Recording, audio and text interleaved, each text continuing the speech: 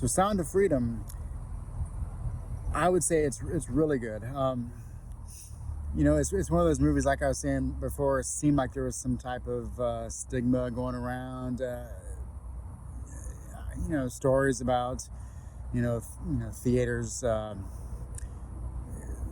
shutting down screenings because air conditioners went out. Just weird stories about how it's been on the shelf for 5 years and why it wasn't released. And was it because of the subject matter? Was it because of some other reason?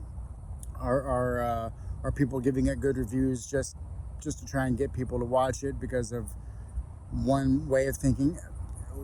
None of that really matters to me. I just want to see a good movie, and that's what this was. It was very interesting because it was told in almost a documentary style. It didn't want to focus too much on any of the personal lives of the characters. The main character, played by Jim Caviezel, Tim, you get a little bit of his family life, just a touch, just enough. You obviously know that he's going to be in contact with his wife and kids while he's out of the country, and you get a small little segment where he's texting his wife. But the screenwriting is really good because there's a lot that is implied about what's happening with the storyline. There's never really any moments that come out and say, well, we need to do this because we need to do that. It happens, and it's very natural happening, and you're playing catch up, but you're right there with it the entire time as far as what the plan is. And I really like the characters you're meeting along the way. Some come into the story and leave. Some come and stay for the rest of the movie. Some come in later on and then stay till the end. And it's these cast of characters and how little they mean to the story. There's a special message at the very end of the movie by Jim Caviezel talking about how the story is about the children in the movie, and how it's about all the other children in the world and everyone. And I thought the message was a very, very powerful message, and it's not a typical movie that tries to take real life stories and then make a fictional one out of it and then make it an action-packed extravaganza or something like that.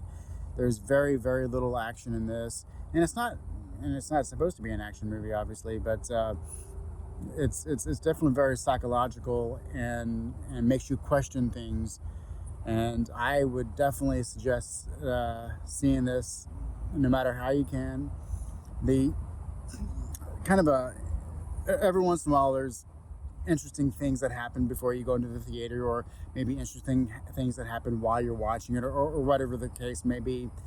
Funny enough, there was some people in front of me walking through the line to get into the movie theater. Is 2 women and 4 kids. And the 4 kids, the lady scanned their tickets and they said, okay, well, you're over here, theater 3. And then she scanned the 2 women's tickets. Oh, you're in theater 2. And the ticket lady says, you should take those kids to this movie. And she went on and on. She was like, kids need to see this movie. It's about people taking kids and kidnapping them. And she says, it's an important movie.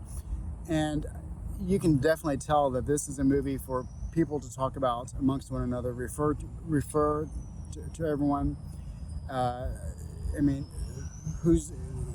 There would be no one that you would not want to refer this to, because you want the message of the reality to get out there as much as you can. And that's the true way that this movie wins, no matter how much it makes or whatever the case is.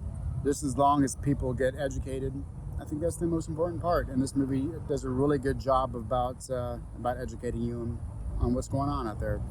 So let me know in the comments if you've watched this. Give me a thumbs up, liked, subscribe, share, all that good stuff. But I'd really like to know what other people think about it. Not because they think they should like it, because of whatever political reasons or whatever the other reasons there are. You should like it because it's well done and it's important.